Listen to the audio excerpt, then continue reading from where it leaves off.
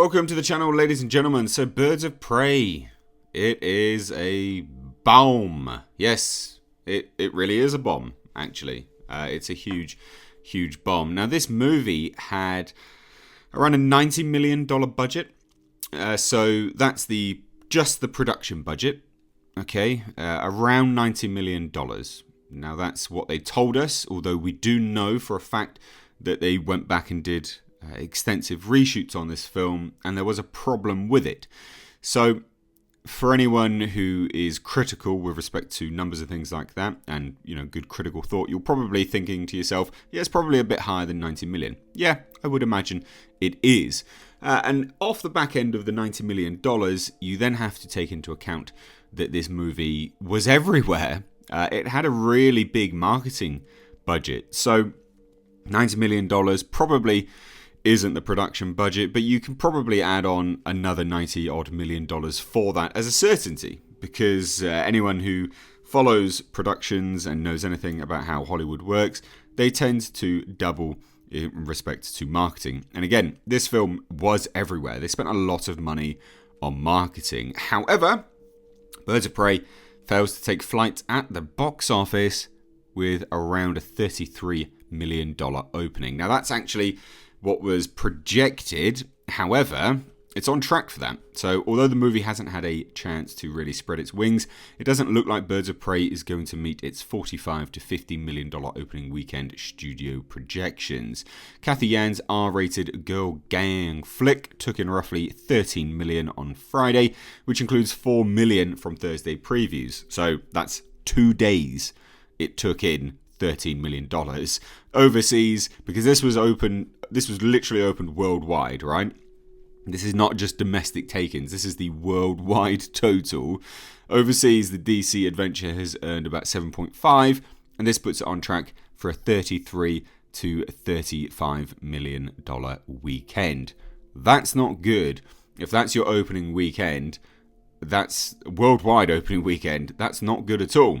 Now, it says it's far from a disaster, and the film obviously still has time to recover, but some are starting to believe that the R rating may prove to be a hurdle. Now, that's the interesting thing here. There's several reasons why this movie will potentially be a failure. Currently, we can't say that it's an out-and-out bomb. It's probably going to be, and we'll get on to the reasons why, but we can't say it is yet. It's bombing this weekend. $35 million opening weekend is terrible, because this had a unified release. Now, there's other movies which I've commented on and said, hey, look, we can't say it's a bomb yet because it's not had a worldwide release. This is worldwide total. That's bad. But the main reason why, or one of the reasons why, is who's this movie for? Because all of the people dressing up as Harley Quinn were preteens or teenagers. They can't go and watch this movie. They can't go and watch this film, so who are they marketing this for? God damn. Now, it says obviously Birds of Prey had a relatively small budget with $84.5 million. Again, it's about $90 million. However, like I said, this did go back for reshoots. So 84.5 or 90 million, give or take, is probably not the actual budget that it had. And then again, we've got comments like this. Birds of Prey is on track for the worst opening weekend of any DCEU movie, which is insane. But again, why? Why is it bombing so hard? Well, you have the fact that, yes, it does have an R rating, but again, it worked in favour for the Joker. The marketing for this movie, it didn't really give anything. There was no reason to go and watch it. The marketing was very muddled. The trailers didn't tell you anything. And in fairness, when you go to watch the movie, there are better ways that they could have marketed it. Like, absolutely, there is a better way to approach the marketing to this film. But it's still quite a jumbled mess when you watch it. It's going backwards and forwards in time, trying to tell a story. And it's not that well handled. It's got bad writing behind it. Obviously, it says falling well below box office projections and will post a record low opening weekend. The fortunes of DC on the big screen have changed more recently with Aquaman and Joker, both crossing $1 billion, while Shazam posted strong returns thanks to its lower budget. But the thing is, this budget isn't small. Again, it's reported as 90 million, but it's not the actual budget. It went back for reshoots, ladies and gents. It's not that good. Now, obviously, they're saying here the film was estimated to earn about 50 million in its opening weekend. That's not the case. It's not the case at all. But then we do have some interesting reasons why. I mean, we've got Christina Hudson interview here. This is the writer, right? Now, she shared some of that passion with Screen Rant at a London press event for the film. She goes on to say, she was asked, this film is wholly different from the DC universe, but it's still placed right in the heart of the DCEU. Was it a difficult balance to maintain? So again, we're talking about the sort of inspiration behind the film. She says yes and no. I mean, honestly, the thing that I love about the DCEU is that we are creatives, free to kind of play around and do these different tones, different styles. They've been so supportive of that from the beginning, so it was fun to kind of do the research, get to know all the other projects, get to kind of know what's out there, and the standalone thing, blah, blah, blah. Now, obviously when asked, I've been a fan of Harley Quinn since Batman the Animated Series, talk to me about the process of getting into the mind of Harley Quinn. Okay, now remember, this is the main reason why this film isn't going to do very well, okay? The writer. So let's take a look and see what she says. Pure fun. I mean, apparently that's the process of getting into her mind. No, it was amazing. And of course, spending that much time with Margot. This is the other reason, right? Margot Robbie had producer credits on this. She had writing credit. Well, she didn't have writing credits, but she had writing say on story. We've been working on this. So again, you think I'm, messing, I'm BSing. I'm not. She and Margot Robbie worked together on this. Margot Robbie's an actor, she's not a writer. We've been working on this for about 4.5 years, and you couldn't have nailed the script. Good God. We started by doing a huge amount of research. She was obviously already deep into Harley by then. She was still shooting Suicide Squad. But really, we just kind of did lots of reading, falling in love with Harley, and then both just kind of, I won't say we adopted the Harley Quinn moral compass, but getting to know it so well that it felt really natural and really innate.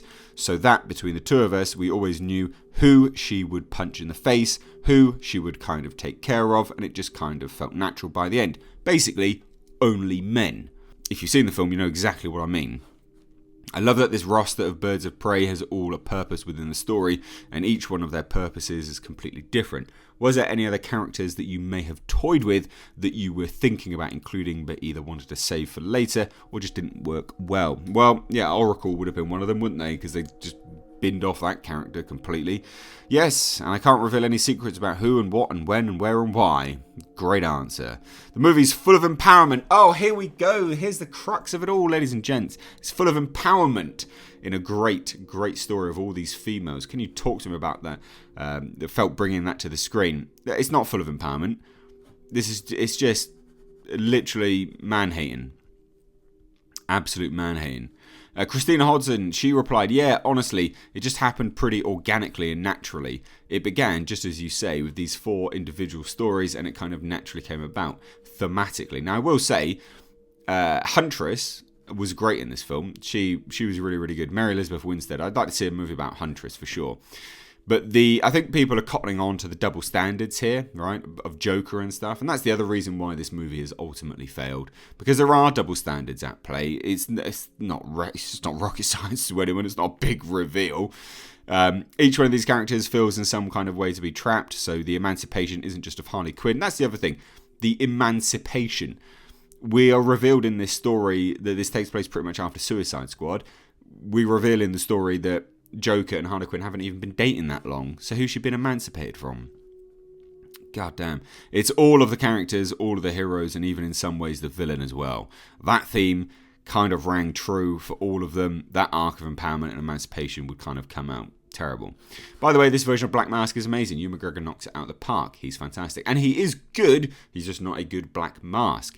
Equally creepy and funny at the same time. Great balance. These are all the very street level characters in Gotham City. Is this a part of the DCEU that you kind of want to stay in? Or do you want to explore a little bit more outwards? I know you've got Flashpoint as well coming out. Well, look. Oh, good God. I didn't know she was on Flashpoint. If she's on Flashpoint, holy Christ. I can imagine DC's probably going to remove her, to be honest. She says, yeah, listen, I love staying on this level. Exactly as you say, street level. It felt for a lot of these characters right. As you know, most of them are not metahuman, Canary being the cheeky exception. But yeah, I'm also really enjoying playing with some of the bigger stuff in Flash. I love all sides of the DCEU. That's why I'm very, very grateful they're letting me kind of have a hand in a few different things. I can bet you anything she's going to be going. I can't imagine she's going to be kept in there. Good God. Oh, dear Lord. And then we also have some comments by the producers, right? So these are the guys who, they had say. So this will be interesting as well, right? Guys, congratulations on the film. My God, when you guys came out and said badass, it lived up to every step of the way. Margot has been Harley Quinn, obviously, before. Blah, blah, blah. What is it that she wanted to bring from her experience from Suicide Squad? So, Sue Kroll, I think that's the wonderful thing about a movie is you get to spend so much more time with Harley. So, looking at the world of Gotham and her life through her perspective, her crazy mind, we get to explore that, I think, in a really unique way. I think people are used to crazy, violent, psycho Harley, but what they get here is she's funny, she's a little bit tender. No, she murders men left, right and centre. It's literally just, what? Oh dear God. I love that we see her also being very emotional and melancholy. Oh, good Lord. They even have a warped view of their own movie. That's hilarious. That is very, very funny. Very, very, very funny. Ah, no. They don't even get their own film. The movie is beautiful. It's gorgeous. And it does look very, very good. Technically, it's a good film. It's just trash on the other levels. It's gorgeous. And the thing is, too, it's so uniquely different from all other DCEU movies, but fits right in the heart of it. Can you talk to me about how difficult it might have been to balance both? The thing, look, ladies and gentlemen, the thing is about this film, and the reason why it's going to fail, because it is going to fail, right? I mean, Birds of Prey, with a $35 million opening weekend. That is abysmal. That's worldwide. Worldwide! I can't believe it. The thing is about this movie, and I think Warner Brothers tried to... I don't know. It's just... You can't make a movie like this after everything that happened with Joker and expect people not to sit up and take notice. And you're going to be judged by double standards. You absolutely are. And all these media outlets are now being judged on their double standards as well. So currently it's a bomb. The thing is, ladies and gents, the reason why we can probably say it is a bomb. It opened worldwide. The second weekend does always fall. Now, again, a lot of people will call out alleged double standards here on how I report things. More recently, we talk about Underwater, for instance. Now, the reason why when that released it wasn't a bomb was because it actually hadn't opened worldwide. This movie has had a worldwide release and is only taken in, will only take in about 35 million, probably even a little bit less. Second week, it always falls down. That compared with its production budget plus marketing, they're going to be losing a lot of money on this. Go back to the world of Joker. Get back into that sandbox, because this is a bad thing to be playing in. This is not a good sandbox for everyone to be in playing. It doesn't work. Get Margot Robbie off producer credits. She's not good. She doesn't know what she's doing. And also get a better writer, because Christina Hudson doesn't know how to construct a proper narrative. It's a bad movie. It hates men. I don't think it's very good. There you go.